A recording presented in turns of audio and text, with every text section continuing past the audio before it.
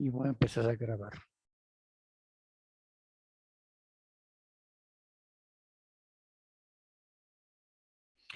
Bien, ¿hay algunas preguntas?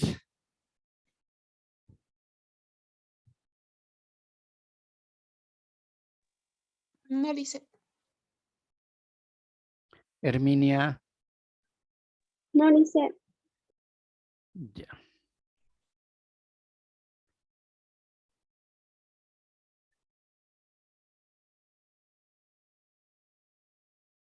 Ahora vamos a establecer cuáles son los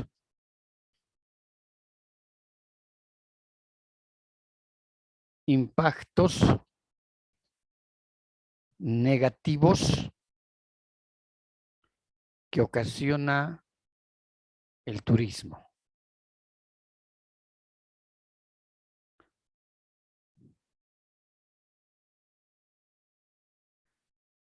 Uno de los impactos negativos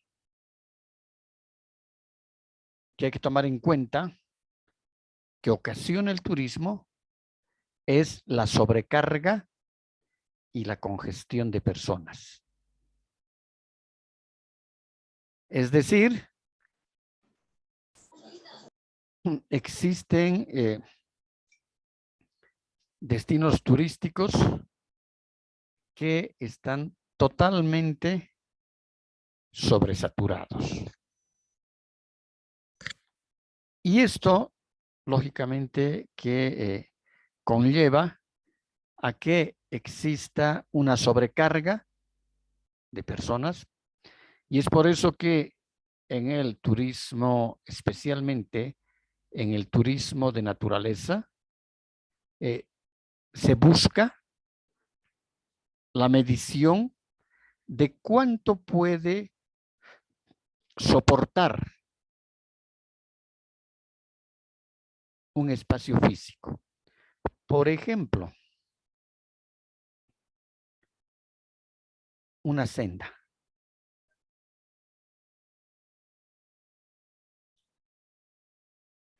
Si esta es la senda, entonces hay una metodología que utiliza un autor mexicano que apellida Cifuentes.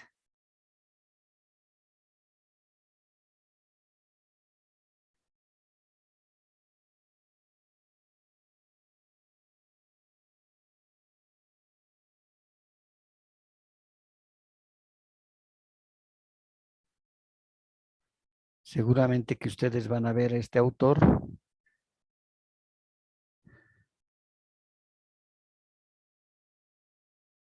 Este es Cifuentes. No, van a ver seguramente ya en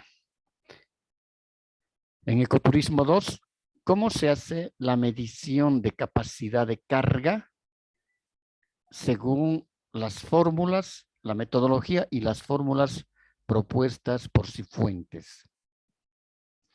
Cifuentes, este autor, ya aplicó su teoría en una senda en México donde se encuentra la mariposa monarca. Entonces, lo que se hace es medir distancia que tiene la senda,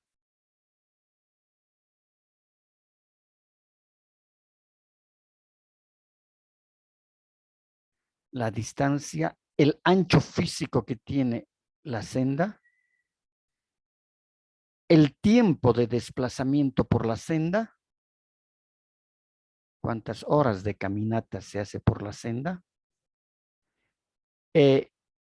Lógicamente que hay que tomar las variables, en este caso, de las variables climatológicas, porque de una a otra varían mucho. Si es un piso ecológico totalmente húmedo y boscoso va a tener unas características distintas a un sector, un espacio donde sea totalmente árido, con muy poca vegetación, como es el caso del altiplano boliviano, con un ciclo de corriente de vientos alta, ¿no? Una radiación solar, hay que medir la radiación solar, los vientos, las precipitaciones pluviales, la evotranspiración, etcétera, que también son fórmulas matemáticas que se utilizan, ¿no? Y hay que ver esas características climatológicas también. Y el tiempo de desplazamiento que se tardará de un punto al otro punto. Y según esas características climatológicas, seguramente que van a existir miradores o descansadores, porque los turistas no pueden estar caminando 2 horas seguidas, ¿no? Entonces necesitan refrescarse, necesitan sentarse, entonces tienen que haber, en este caso, paradorcitos turísticos, ¿no? Para poder descansar, para poder ingerir bebidas, etcétera, y continuar la caminata. Luego, viendo las características del ancho de la senda, hay que ver y medir los grupos. Si van a ser grupos de 10, aquí hay un grupo de 10 packs.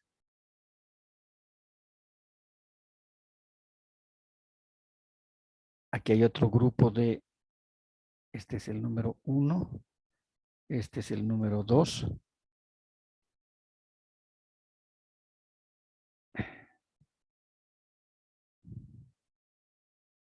De 10 packs. Entonces, ¿en qué tiempo el primer grupo va a llegar al primer descanso? Entonces, la frecuencia de tiempos le llamamos esa. Seguramente que el primer grupo puede empezar a las 8 de la mañana. Aquí en el primer descanso estará a las 8:30, en media hora. Y por eso hay que medir el tiempo de recorrido. Entonces, a las 8:30 saldrá el grupo 2.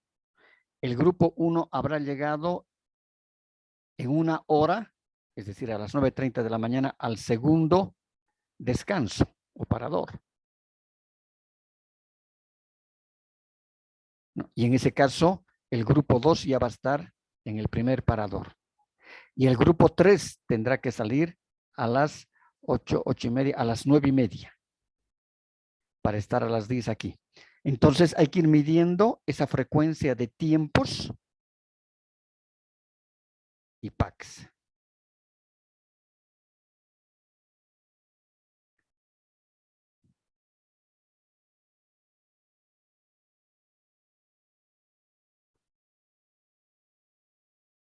Van a ser tiempos, van a ser grupos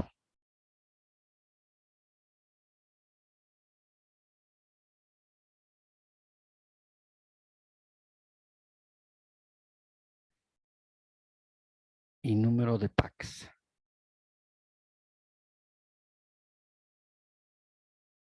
Pues de grupos se van a ser de 10, si van a ser de 15, si van a ser de 20 turistas.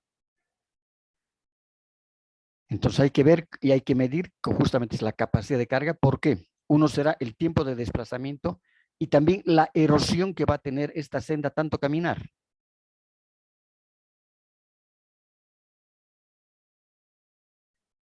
Y lo óptimo es de que tal vez si es una sola senda, hay que medir también de que los grupos no se choquen.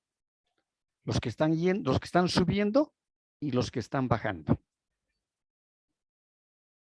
Entonces, en ningún momento los 2 grupos, unos que están subiendo y otros que estén bajando, se pueden encontrar en este descanso, porque ya sería aglomeración, sobrecarga, congestión, ¿no? Entonces hay que trabajar de tal manera la senda en su capacidad de carga para establecer. Solamente pueden recibir 5 grupos por día, por ejemplo, de 10 packs cada grupo. Y en esta frecuencia de tiempos, tal tiempo, en las horas, ¿no? No se puede más. Por más que haya una gran demanda de turistas que quieran ir a ese recorrido, no se puede. No se acepta más. Porque si no ya se va a tender a deteriorar. Otro elemento, otro tipo de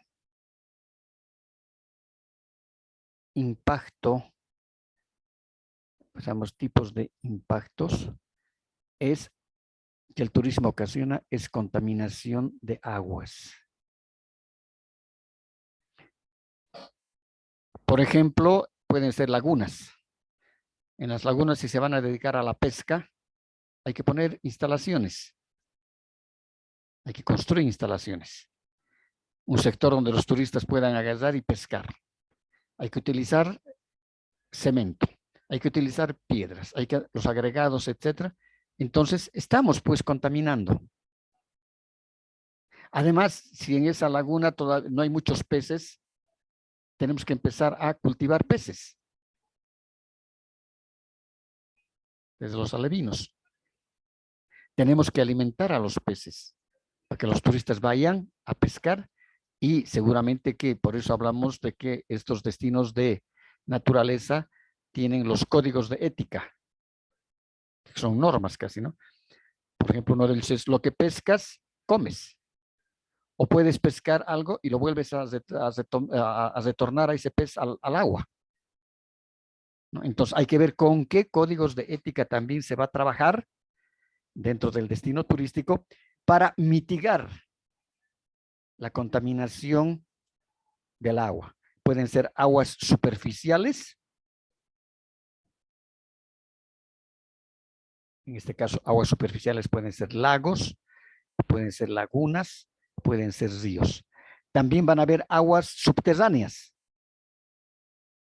es decir, si esta es una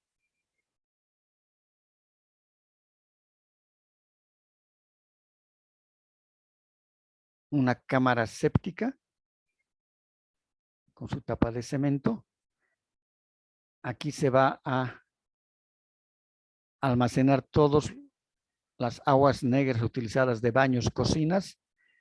Luego esta saldrá por acá, otra tubería, y aquí vendrá a una cámara con piedra, forrada por dentro con piedra, con una tapa también de cemento. Y aquí tiene una chimenea de escape para que escapen los gases, porque se nos revienta. Entonces, la materia fecal, ¿no?, se va a volver líquida y del líquido va a pasar aquí por gravedad directamente y por las piedras se va a ir filtrando a la tierra. Entonces aquí hay hilos de aguas subterráneas que están corriendo debajo del suelo. Puede ser a 10 metros, pueden ser a 100 metros, etc.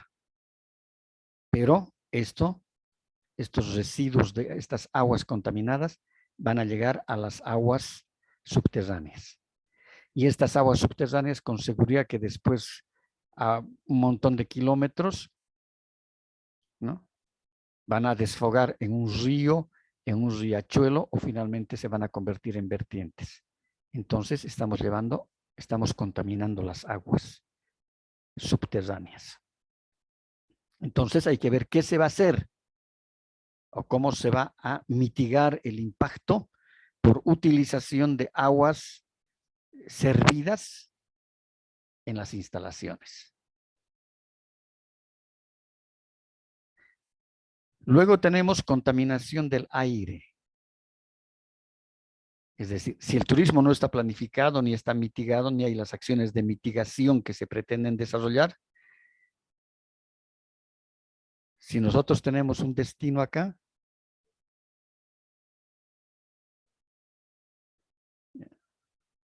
donde van a haber, pueden haber carpas o pueden haber instalaciones hoteleras, etcétera, cabañas, como quieran llamar ustedes. Entonces tiene que haber un área de parqueo. Y este área de parqueo tiene que evitar de que tenga una contaminación en el aire por la polución, por el polvo que levantan los autos. Entonces seguramente que tendrá que ser esto, el parqueo tendrá que tener, pues, será cementado, llevará grava. Si va cementado, también vamos a contaminar, ¿no? Porque, bueno, entonces tal vez hay que poner agregados para que no levante tanto polvo. Y lo aconsejable es siempre de que los parqueos estén distantes del atractivo. Tiene que haber un área de parqueo segura. Y los turistas pueden trasladarse a las instalaciones turísticas a pie o tal vez, si es un poco más, muy alejado, 1 kilómetro, 2 kilómetros, tal vez en propias movilidades del centro turístico, se van a trasladar, pero ya no va a ser una movilidad para 3 personas, sino van a ser movilidades para 30 personas, buses, tal vez altos, bajos, etcétera, pero solamente para realizar el traslado hasta las instalaciones turísticas, y de las instalaciones los turistas irán a los atractivos, ¿no? Entonces hay que ver cómo se va a buscar la mitigación del aire para evitar justamente contaminación por escapes de vehículos, por ejemplo. El mayor contaminante que nosotros tenemos en Cochabamba, en el cercado, son los vehículos, ¿no? Que emanan los gases tóxicos en los escapes. El polvo. La contaminación por el ruido. Es decir, si aquí van a haber instalaciones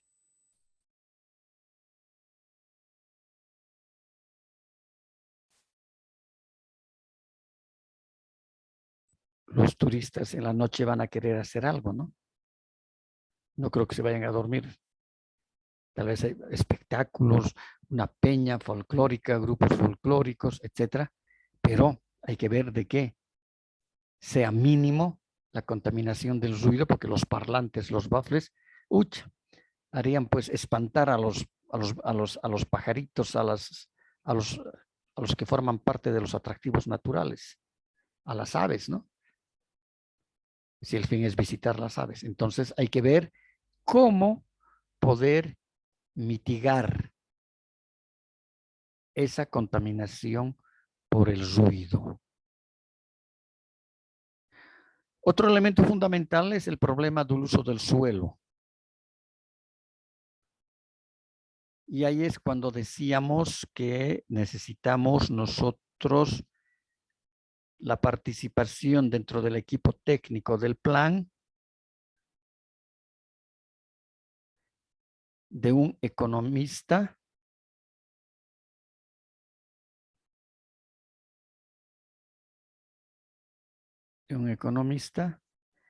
y de un ambientalista, para que se pongan de acuerdo ellos cómo van a trabajar y determinar qué espacio físico, por ejemplo, aquí tenemos un espacio físico. Aquí es sector de pastoreo. Y aquí hay harta pastura. Aquí es un sector agrícola. Aquí hay agricultura. Aquí hay otro sector de bosques.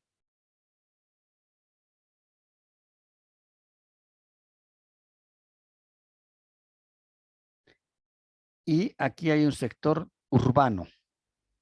Urbano nos referimos, por ejemplo, a un pueblito. Entonces habrá que hacer un análisis de estos terrenos.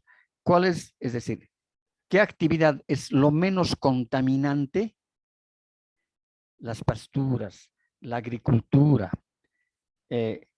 aquí puede ser los bosques, pero a su vez que sea lo más rentable posible. Lo mínimamente, en este caso, contaminante y que tenga una rentabilidad más alta. Hay que tomar esas dos variables.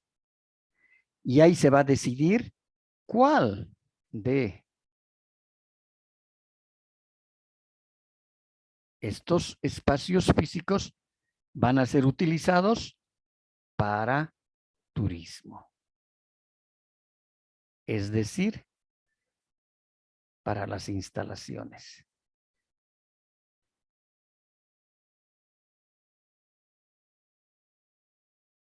¿Cuál de los espacios? Seguramente que el sector de pastoreo va a ser el que, el pastoreo necesita mucho espacio para las vacas, por ejemplo. Creo que una vaca necesita 2 hectáreas de pasturas todo el tiempo para que pueda alimentarse, si no hay que comprar las pasturas, los pastos, el alimento, el forraje para las vacas, ¿no? Entonces hay que ver esa parte de la rentabilidad económica. Y hay que ver en cuál de los espacios es más conveniente en que se desarrollen o se ubiquen las instalaciones turísticas. Ahora, la disrupción ecológica, es decir, es la contaminación que va a existir por todos esos otros componentes que también van a tener que estar listados, ¿no? Sobre el ingreso de personas, cómo van a ser minimizados. Otro elemento negativo y otro impacto que ocasiona el turismo está determinado sobre sus instalaciones, decíamos, inadecuadas para los desechos de basura. Es decir, un gran problema que nosotros tenemos, dos grandes problemas son. El turismo produce mucha basura. Entonces, ¿cómo se va a hacer para el recojo de la basura? ¿Se va a clasificar la basura? Basura orgánica, inorgánica. Dentro de inorgánicas estarán plásticos separados, vidrios serán otros. ¿Cómo vamos a minimizar?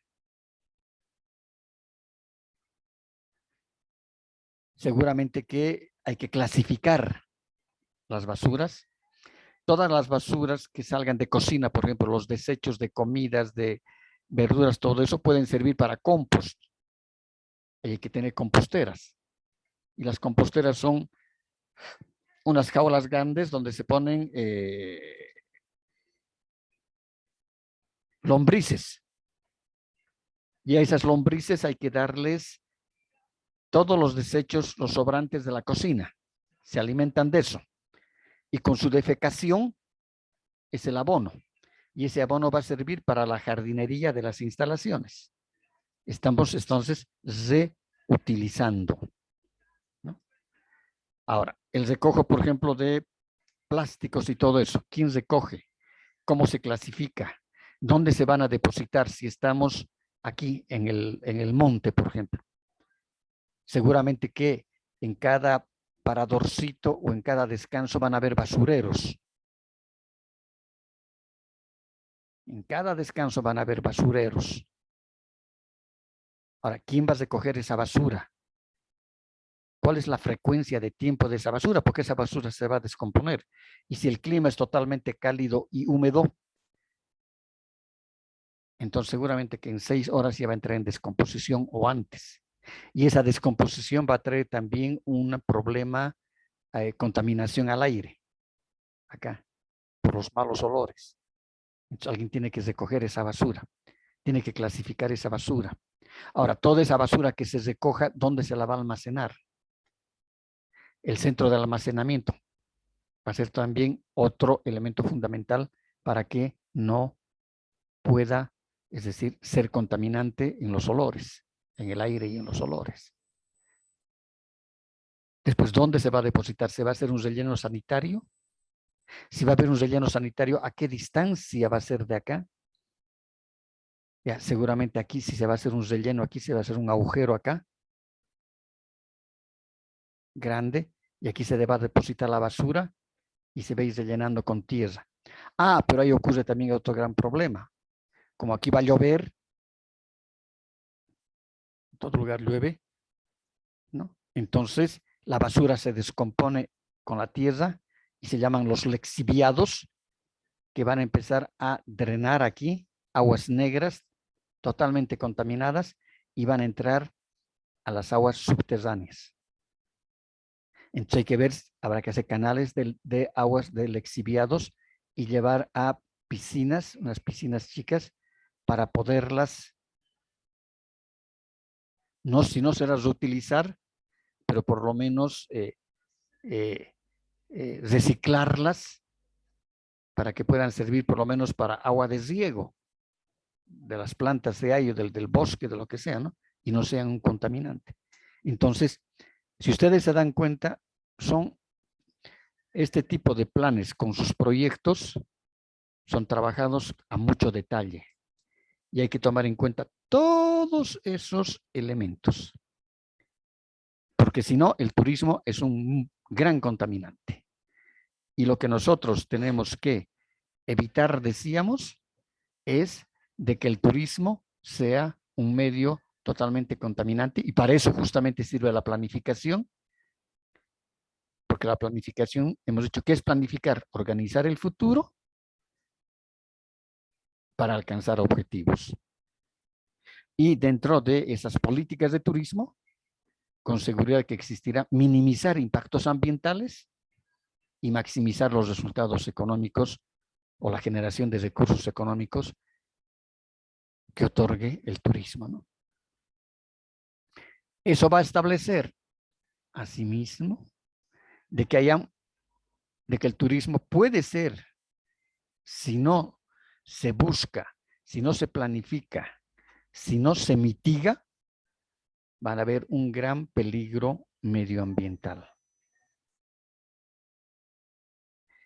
Como les decía, yendo aquí 10 kilómetros aquí arriba al Parque Nacional Tunari, estamos viendo ahí cómo la gente, y que son visitantes locales, ¿no? La basura está en sí en los recogedores de basura, pero no hay quien recoja la basura. Entonces se hacen unos promontorios, unas montañas de basura al pie de los basureros, y como no hay quien las recoja, se van acumulando ahí, y uno tiene que estar al lado de la basura o muy próximos, a 40, 50 metros de la basura, y uno tiene que estar oliendo la basura en descomposición.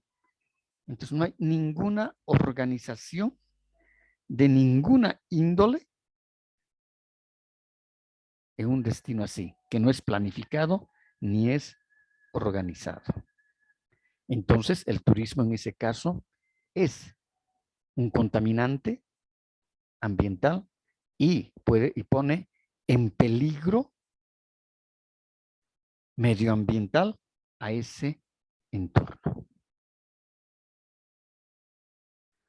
Por eso que el turismo no se puede dejar de planificar, porque si no, las consecuencias a largo plazo son muy grandes. Y el precio que se paga, el precio ambiental que se paga también es muy alto. Si estamos viendo aquí en el Tunari, los incendios, las cosas, justamente porque no hay quien cuide, no hay las necesidades necesarias. Ese camino es una pena, totalmente erosionado por las lluvias. Cuando llueve ese camino, deben hacerse ríos, ese camino se debe volver un riachuelo. No hay mantenimiento en el camino. Ese pequeño centro turístico, esas instalaciones totalmente deterioradas, y con lo que más todavía la idiosincrasia de nuestra gente es ir a rayar, a romper, a robar, ¿no? Las cosas, peor todavía es, ¿no? Entonces, ese también es otro componente fundamental. Si el turismo no es bien planificado, bien organizado, también tenemos daños a sitios arqueológicos. Y una muestra de eso es irnos nomás pues, aquí a Incasacay o irnos a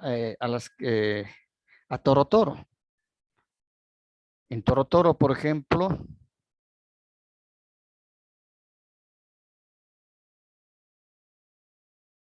están las cavernas, ¿no? Una de las cavernas es la caverna de Humajalanta, la más grande. Entonces, en la caverna hay las estalactitas, que son así. Y esta es la pared o el techo de las cavernas. Entonces son formaciones rocosas que con el transcurso de los millones de años y por la erosión del agua, porque aquí va, el agua ha ido erosionando, ¿no? Y aquí van cayendo gotitas ya de agua. Se hacen las estalactitas. Y las estalagmitas significa de que en la superficie también van a aparecer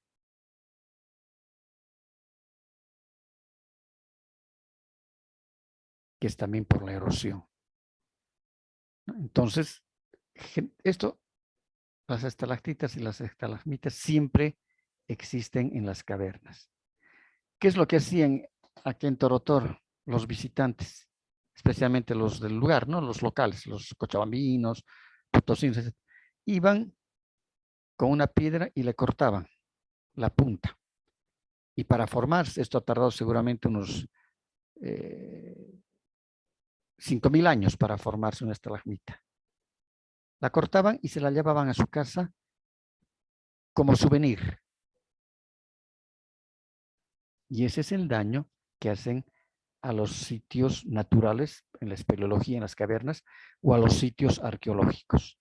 Y generalmente, si vamos, por ejemplo, a un sitio arqueológico como es Samaipata, en Santa Cruz, ¿no? Samaipata es un lomerío así. Hay una parte, un lomo así, un cerro así. Grande. Y en este cerro han hecho unas hornacinas. Esto es de pura piedra. Entonces, las hornacinas son como unas alacenas que esos pueblos precolombinos han trabajado, han labrado la piedra y han hecho estos huecos como alacenas. Y aquí le han puesto como si fuese gradas, gradas. Y como están en una parte alta, aquí se ve toda la falda de este cerro que es de piedra, este lomo de piedra. Entonces, los historiadores y los arqueólogos creen de que estos servían como asientos, estas hornacinas, y de apoyo para los líderes de ese grupo.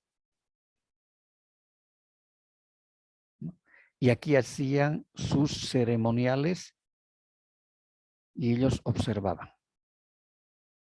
Ahora, ¿qué es lo que hemos visto? Además, esta es una roca muy, ¿cómo podemos decir? Indeleble. Es muy, no es muy compacta, es muy arenosa. Si nosotros vamos y metemos la uña, vamos rascando, seguramente que van a empezar a caer como granitos de azúcar. Entonces, no, y eso con con los factores ambientales, la lluvia, el viento, están tendiendo a erosionarlos también, ¿no? Y a deteriorarlos. Pero resulta pues que nuestros jóvenes ya habían ido a poner aquí estas cosas.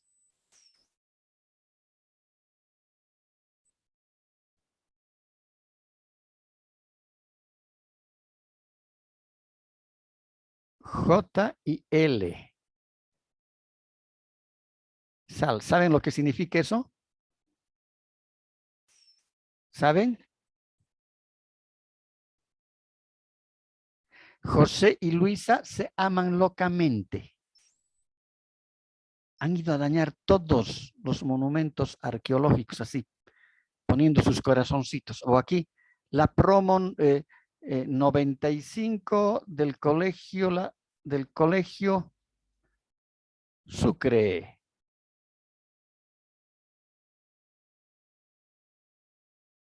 Promo han ido a rayar y a dañar el patrimonio arqueológico. Se han llevado las puntas de las estalagmitas y de las estalactitas. Entonces, si el turismo no es controlado y no hay una concientización hacia los turistas, a los visitantes, a los turistas, es un medio terrible de depredación. Preguntas. No, Lice. No, Lice. Perfecto, voy a poner en el grupo de WhatsApp a partir de la próxima semana, voy a llamar lista y voy a seguir quitando puntos para los que no asisten. Yo lo voy a lamentar, les van a comentar también por favor a sus compañeros si los ubican, si están en otra. Yo voy a poner en el grupo de WhatsApp que quien no asista hay -2 puntos. Porque no es posible de que de 58 alumnos que existen inscritos, solamente tengamos 6 que asisten a clases. Entonces, no, y es demasiado eso. Yo voy a hablar con la licenciada Ayala que pase esto de los museos. El día lunes voy a hablar y voy a ser estricto, les van a decir a sus compañeros quienes no asisten. Y si reprueban, reprueban. Y si tienen que irse, como el anterior semestre, a segunda instancia, se van a segunda instancia. Si tienen que irse a mesa, se van a mesa. Y si se reprueban mesa, bueno, pues nos veremos el próximo año. No hay más. ¿De acuerdo? Está bien, Lice. Ya. Está bien, Lice. Quedamos en eso entonces hasta la próxima semana.